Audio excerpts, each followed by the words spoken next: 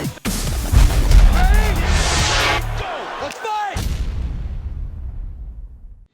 lot of people have kind of looked to you as like the guy outside the UFC, kind of that gadfly guy who will like point out the stuff that UFC guys sometimes want to say or feel afraid to say. Do you like that role?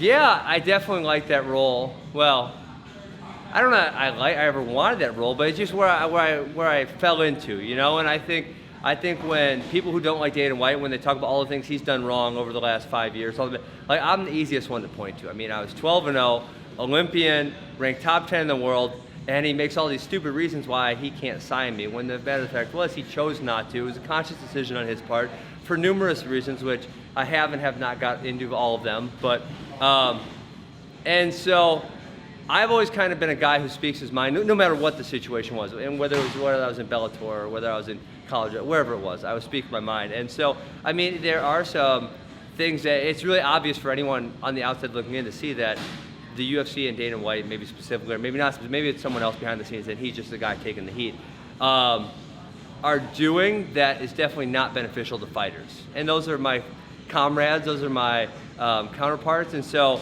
for me to be able to stick up for those guys with no repercussions is fantastic, right?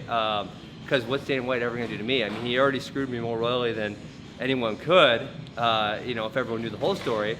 So there's not really anything else he can do to me, right? So I can just speak my mind as free as I want. And you know, I have UFC fighters text me all the time with either ideas of something to say or with, you know, saying thanks for speaking up. I mean, I was at the UFC in Dallas with Anthony. I had 3 different UFC fighters go, thanks, I really appreciate you speaking up on X, Y, or Z, or whatever it was. So it's good to know it's appreciated. It's frankly, it's just the right thing to do.